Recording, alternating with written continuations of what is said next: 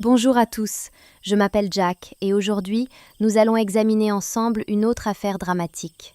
L'affaire très médiatisée de Denise Dragon illustre parfaitement comment l'extrémisme juvénile, la jalousie morbide et une passion pour des substances illicites peuvent conduire à une tragédie, détruisant 3 jeunes vies en même temps.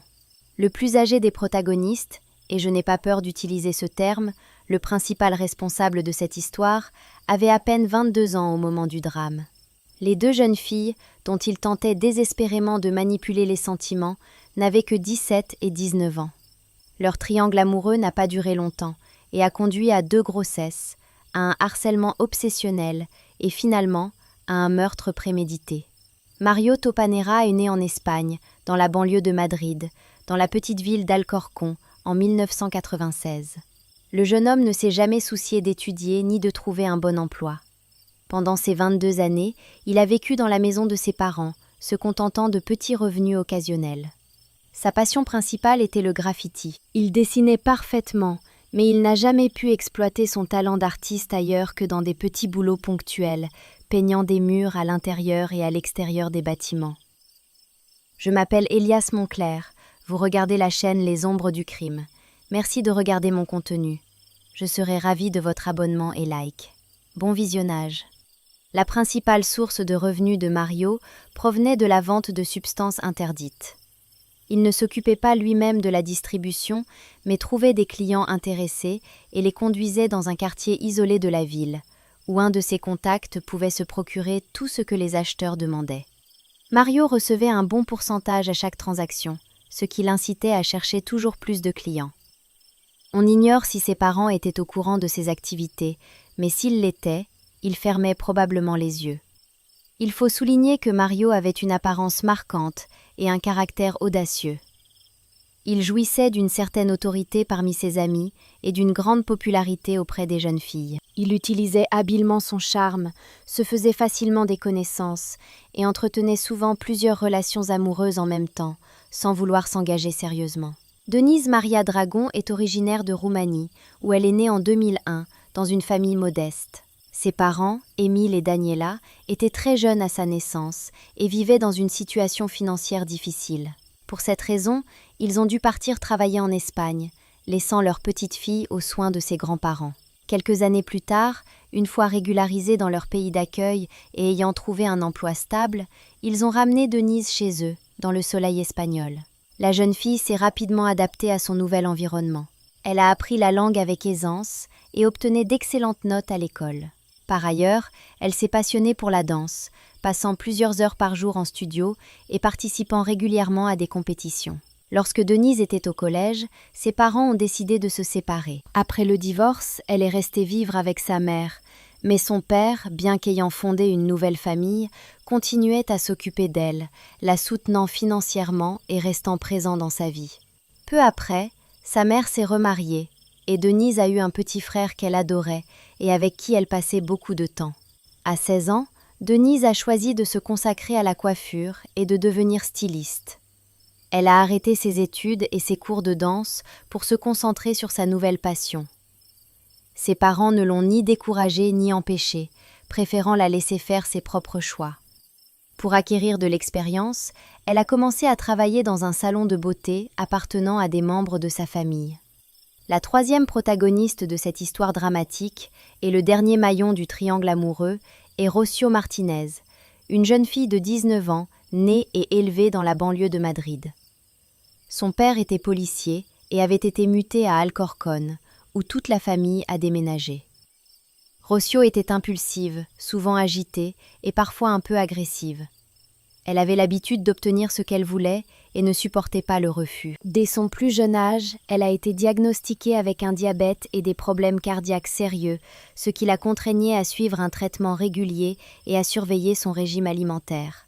Cependant, ses soucis de santé ne l'ont pas empêchée de fréquenter une mauvaise compagnie et d'expérimenter des substances interdites.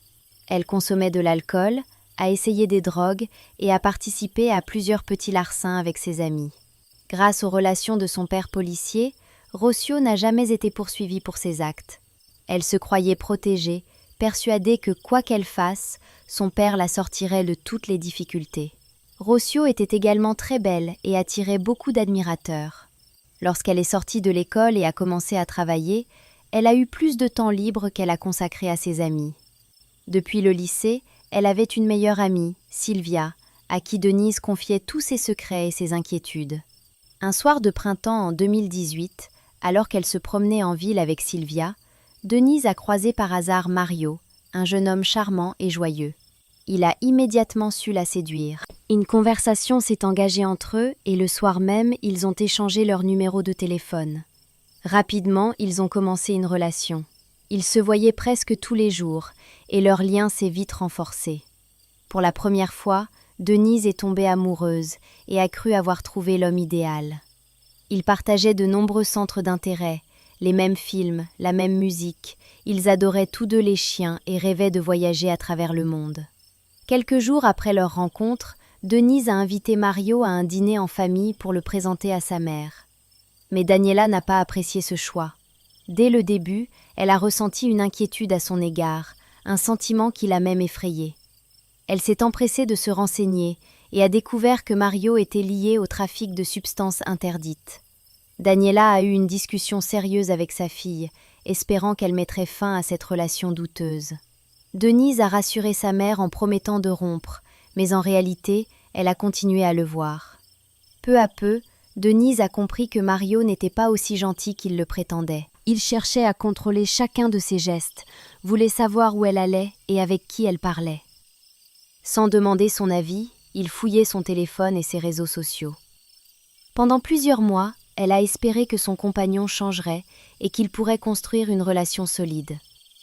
Mais la situation ne s'est qu'aggravée. Mario a commencé à la considérer comme sa propriété, exigeant qu'elle obéisse à ses moindres désirs.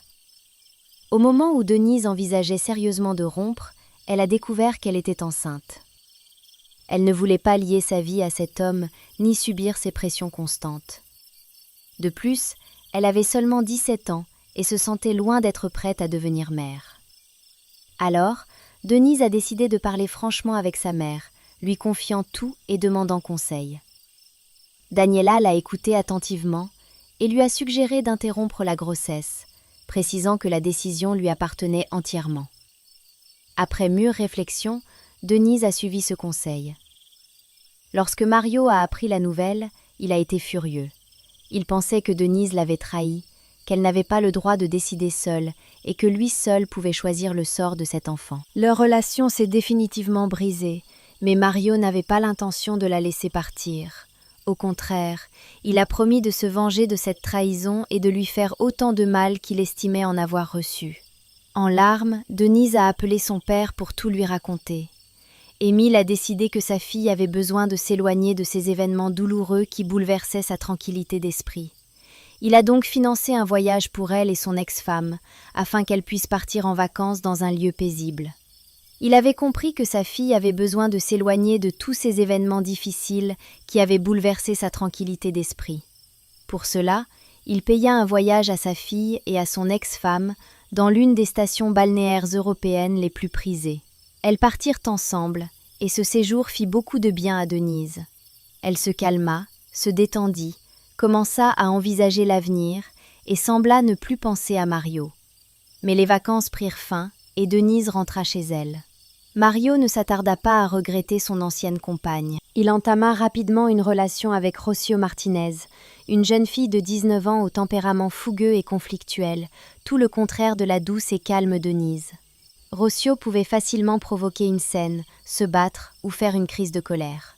Elle expérimentait aussi des substances interdites et n'hésitait pas à enfreindre la loi, consciente qu'elle ne serait pas punie. Mario et Rossio se lièrent rapidement et s'amusaient ensemble, car lui pouvait se procurer toutes les substances qu'elle désirait, voulant en tester les effets sur lui-même. Pourtant, Mario n'arrivait pas à oublier Denise et continuait à vouloir la contrôler, à savoir où elle était et ce qu'elle faisait.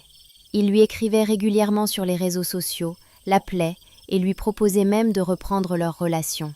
Denise, qui avait beaucoup souffert de cette rupture, le rencontrait parfois et communiquait avec lui, mais sans intention de se remettre ensemble, par peur. Quand Rossio apprit que Mario continuait à parler avec son ex, elle fit une énorme scène.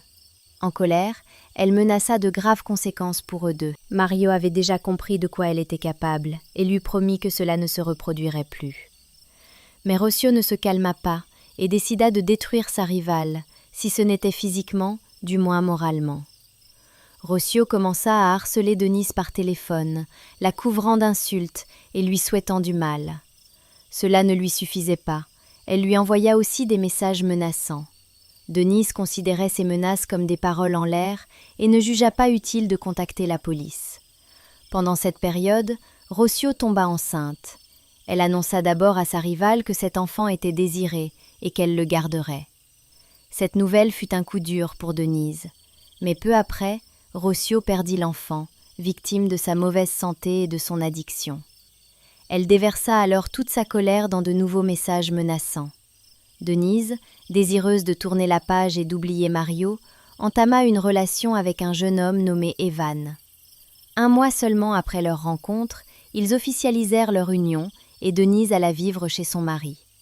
Apparemment blessé que son ex-femme se soit remariée si vite, Mario recommença à chercher à la voir, à l'appeler et à lui envoyer des messages. En novembre 2018, alors que Mario et Rocio dînaient dans un petit restaurant en périphérie de la ville, Mario s'absenta un moment en laissant son téléphone sur la table.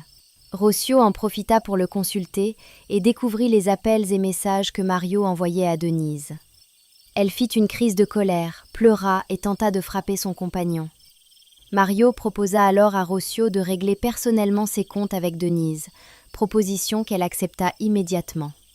Il la conduisit furieuse chez l'ancienne compagne, indiquant la porte de droite. Rocio sortit de la voiture avec un couteau et se dirigea vers le seuil de la maison. Evan n'était pas encore rentré du travail. Denise était seule, au téléphone avec son amie Sylvia. Elle entendit frapper à la porte et, pensant que c'était son mari, ouvrit sans vérifier par le Judas. Denise, encore au téléphone, entendit tout ce qui se passa ensuite. Lorsqu'elle vit devant elle l'ami de son ex, elle eut juste le temps de prononcer son prénom, surprise, avant d'être blessée à l'abdomen. Rocio s'enfuit immédiatement. Denise, perdant connaissance, demanda à son amie d'appeler une ambulance et lui expliqua qui l'avait attaquée. Elle fut transportée à l'hôpital dans un état critique. Les médecins se battirent plusieurs heures pour la sauver, mais la blessure était trop grave.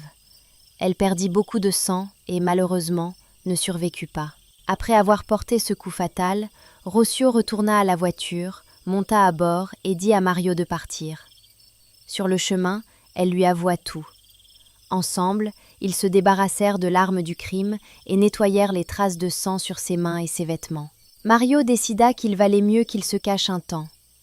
Il appela des proches qui habitaient dans une autre ville et leur demanda de venir. À leur arrivée, ils remarquèrent que Rocio semblait étrange et très nerveuse, mais attribuèrent cela à un malaise. Le couple passa la nuit chez ses proches, réfléchissant à la suite des événements. Le lendemain, ils apprirent que Denise était décédée des suites de sa blessure. Rocio appela immédiatement son père et lui raconta tout, convaincu que son père userait de ses relations pour la protéger de la prison. Mais cette fois, son père, policier, ne la soutint pas. Il la suivit jusqu'à une autre ville, puis la remit lui-même aux autorités. L'une des principales témoins fut Sylvia, qui avait parlé à Denise au téléphone au moment de l'agression. Le dossier contenait aussi de nombreux messages menaçants envoyés par Rocio à sa rivale pendant plusieurs mois. Au début, Rocio nia sa culpabilité, mais tous les éléments allaient contre elle. Finalement, elle perdit son sang-froid et avoua tout, donnant un récit détaillé de l'attaque. Elle expliqua que c'était Mario qui l'avait poussée à commettre cet acte, qui l'avait conduite chez Denise et lui avait permis de prendre le couteau dans la voiture. Rocio suggéra que Mario voulait se venger de Denise par son intermédiaire. Étonnamment, Mario fut seulement témoin dans cette affaire, pas complice. Il nia toute responsabilité, affirmant qu'il n'avait fait que conduire Rocio chez son ex pour qu'elle règle leurs différends. Il déclara qu'il n'avait pas remarqué que Rocio avait un couteau et qu'il n'avait vu ni sang sur ses mains, ni sur ses vêtements en revenant à la voiture. Lors de l'audience suivante, le couple nia de nouveau, cette fois affirmant ne pas avoir été sur les lieux. Ils prétendirent avoir passé la soirée chez la famille de Mario et que Denise avait été attaquée par quelqu'un d'autre. Rossio affirma ne pas éprouver de haine envers sa rivale et ne pas avoir de raison de la tuer.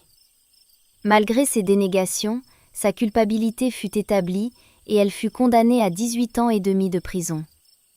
Mario, lui, ne fut jamais puni. Il entama presque aussitôt une nouvelle relation et sans retenue, se vanta que les filles étaient prêtes à se battre pour lui. Il raconta en détail les événements de cette soirée tragique et cette information parvint rapidement aux parents de Denise. Ceux-ci saisirent à nouveau la justice, demandant que Mario soit tenu responsable de la mort de leur fille. Cette fois, il fut placé en détention provisoire, mais quelques jours plus tard, il fut remis en liberté sous contrôle judiciaire. Finalement, il fut acquitté et libéré.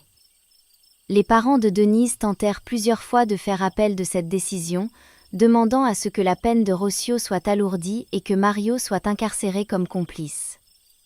Mais à ce jour, Mario n'a toujours pas été traduit en justice. Vous avez regardé la chaîne Les Ombres du Crime. Merci d'avoir regardé et bonne journée.